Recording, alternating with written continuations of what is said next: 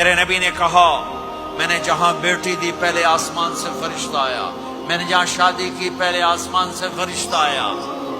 حضرت فاطمہ کے لیے ابو بکر پیغام لائے، انکار کر دیا، عمر پیغام لائے، انکار کر دیا، علی پیغام لائے، جبریل آ گئے کہ اللہ فرما رہے ہیں فاطمہ علی کی ہے۔ کہ یا رسول اللہ آ کے بولے نہیں، چپ۔ آپ نے کہا علی کیسے آئے؟ چپ۔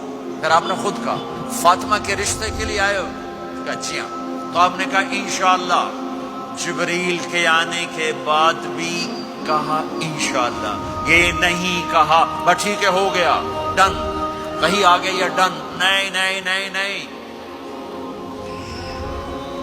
آپ اٹھ کے گھر چلے گئے، علی باہر نکل گئے، باہر صحابہ کھڑے تھے، کہنے لگے کیا ہوا؟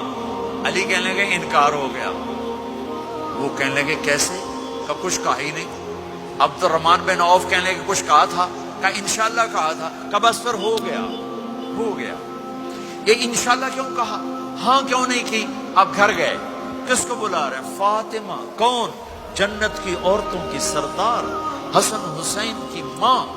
جنت میں نور کی چمک اٹھے گی، جنتی پوچھیں گے یہ نور کیسا ہے؟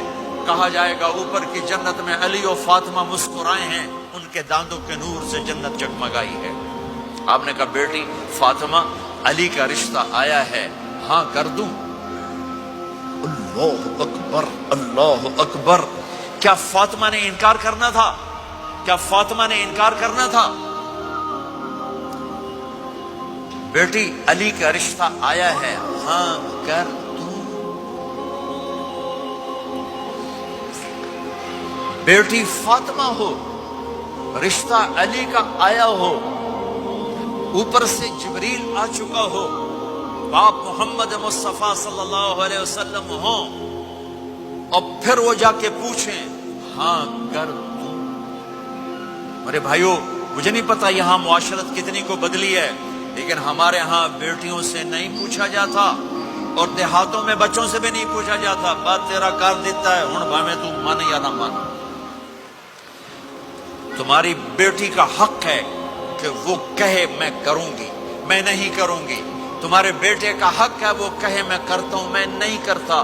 اللہ کے واسطے ماں باپ سے کہتا ہوں جبر مت کرو، جبر مت کرو۔ بچوں سے کہتا ہوں اللہ کے واسطے لو میرج کے چکر میں مت پڑو، یہ دھوکہ ہے، یہ خواب ہے، یہ خواب ہے۔